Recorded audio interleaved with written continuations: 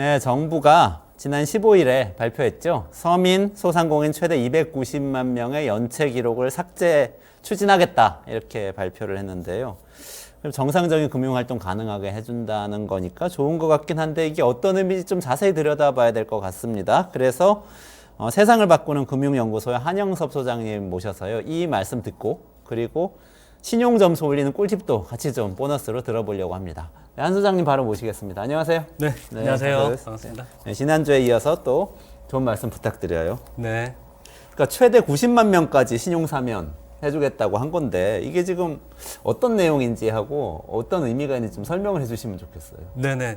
뭐 한마디로 얘기하자면은 신용 거래 이제 기록 중에 연체된 기록이 있습니다. 그 기록을 삭제해 주겠다. 그래서 그 삭제해서 신용 점수를 높여서 이후에 이제 뭐 대출 받거나 이럴 때 조금 더 이제 뭐 금리를 좀 낮춘다든지 이런 이제 그 정책이라고 보시면 될 것 같은데요. 요 정책은 사실 이번 정부에 처음 한 건 아니고 그전 정권에서도 2021년도 8월 달에 첫 시행이 됐었습니다. 맥락들은 그 과거에 이제 저희가 코로나 때문에 부채를 좀 많이 이제 지게 됐지 않습니까? 그 부채를 조금 이제 감축시킨다고 하는 목적으로 2021년도 8월 달에 첫 시행이 됐고 올해 두 번째 시행인데 그 대상이 사실 290만 명 가까이 되니까 상당하죠. 꽤 많네요. 예, 아마 지금 인천시 인구가 대략 290만 명 되는데 예, 엄청난 인구입니다. 네. 그러네요. 2021년 9월부터 올해 1월까지 연체가 발생한 2천만 원 이하 소액 연체자들의 맞습니다. 경우에 네네. 그러면 연체 금액을 상환하면 기록을 지워준다. 건가요? 네. 이게 뭐 거창하게 언론에서는 290만 명 신용 사면 이렇게 네네네네. 되어 있는데 사실 안을 좀 살펴보면 연체한 사람 중에 연체를 다 완납하고 완납한 사람 중에 이제 기록이 남아있는 사람들을 조금 기록을 삭제해 주겠다. 근데 그 인원이 현재 이제 작년 말 기준으로 했을 때 290만 명이나 되고요. 그 중에 이미 상환을 완료한 사람이 250만 명 정도 됩니다. 아, 벌써 완료를 한 사람이 네네네. 그럼 40만 명은 아직 상환 완료를 네네. 안 한 상태인 거고. 예, 그래서 이제 5월까지 그 대상자들도 완료하게 되면 점수를 그러니까 거래 기록을 삭제해 주겠다. 이 제도라고 보시면 될 것 같습니다. 근데 이게 뭐 상환 완료한 사람들도 기록이 남아 있는 건가요? 네, 이게 그 전에 이제 신용 시스템에 제 판단으로 한계라고 생각하는데 이 기록을 계속 가지고 있었습니다. 그러니까 연체해서 완료를 다 한다 하더라도 그 기록을 계속 가지고 있었습니다. 근데 다 갚았는데도 기록돼 있으니까 또 대출 못 받는 건가요, 그러면? 네, 뭐 대출을 받을 때 제약이 생기겠죠. 예를 들자면 체크카드, 신용카드를 못 만든다든지 대출을 받는다 하더라도 이자율이 좀 더 높게 책정이 된다든지 이자율은 보통 이제 신용 점수에 따라서 책정이 되는데 네. 솔직히 굉장히 불이익을 받게 되는 거죠. 아, 그게 얼마나 유지가 되나요, 보통? 보통 이제 통상 얘기할 때 100만 원 이상을 3개월 정도 연체에 되면 이걸 이제 신용 불량자. 근데 이 말이 좀 바뀌었는데요. 채무 불이행자라고 이제 좀 말이 좀 순환이 되긴 했습니다.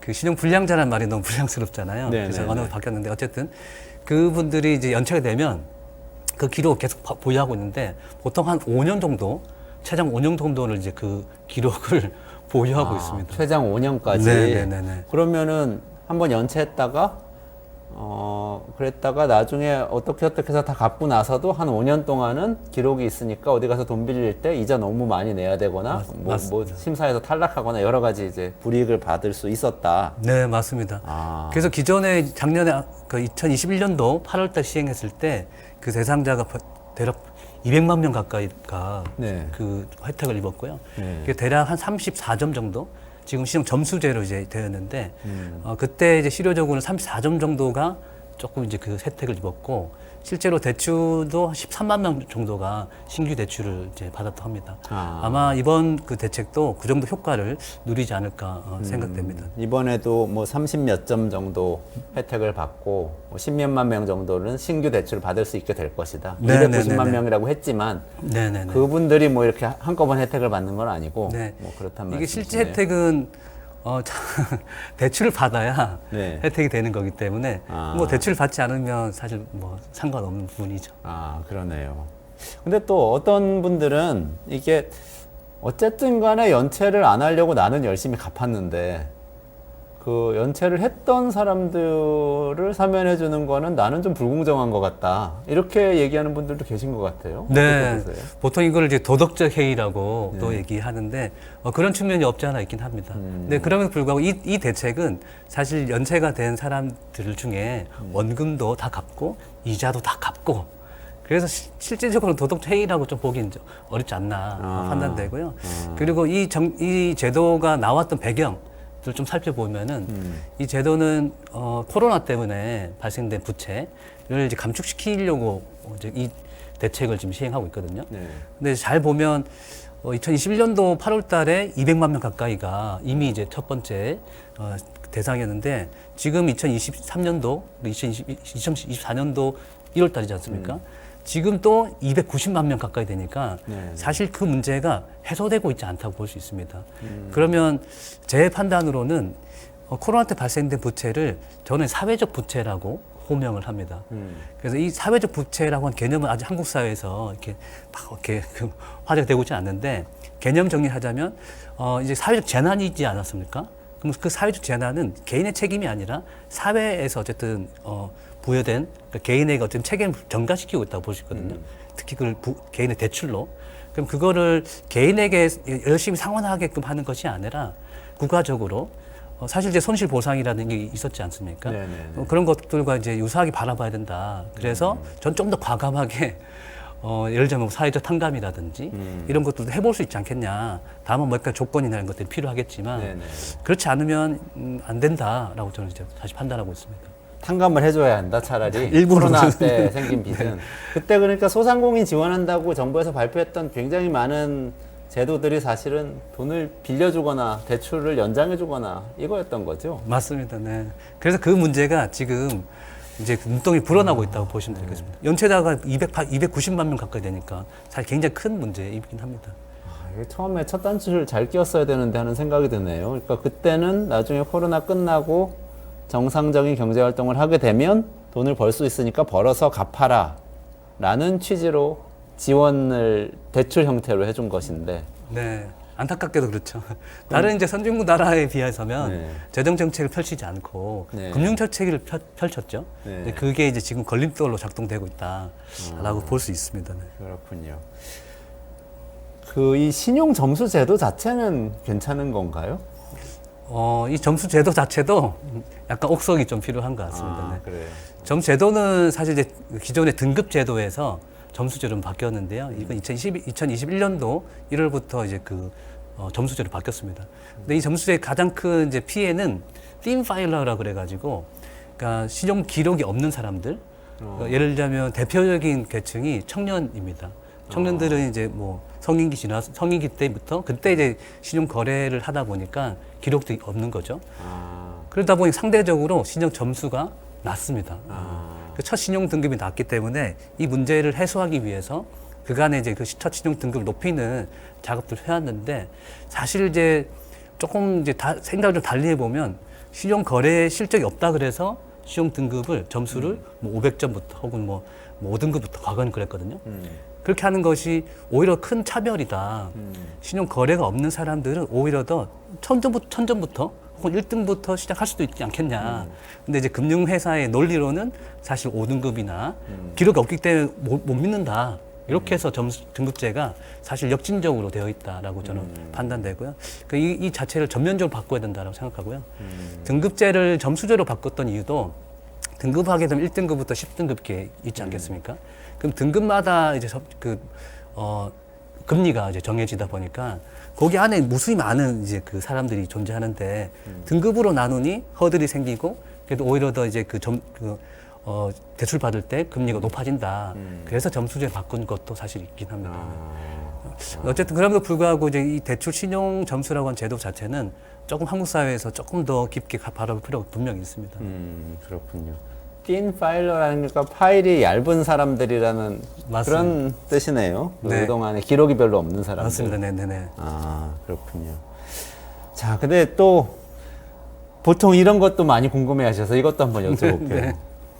신용 점수, 이게 좀 문제가 많다고는 하시지만 네네네. 이거 확인만 해도 신용이 나빠져서 확인을 해봐야 되는지 말아야 되는지 모르겠다 이런 분들 많으신데 그거 사실인가요? 사실이었습니다. 아, 그래요? 예, 사실이었는데 아닌가요? 네, 지금 바뀌었는데요. 아. 2011년도부터 바뀌었는데 이 제도가 참 웃긴 제도입니다. 과거에는 신용 점수 등급을 조회하는 것만으로도 점수가 떨어졌습니다. 이게 사실 말이 안 되는 거죠. 왜 그런 거 하니 이 신용 점수를 매기는 이제 그 신용 회사들에서는 신용 점수를 확인하는 것은 그럼 신용 거래에 뭔가 위험이 있거나 이런 거라고 판단을 했습니다. 그래서 선 반영해서 점수를 그 등급을 낮췄거든요. 이게 사실 말이 안 되는 거죠. 그러게요. 그래서 연관성이 있나?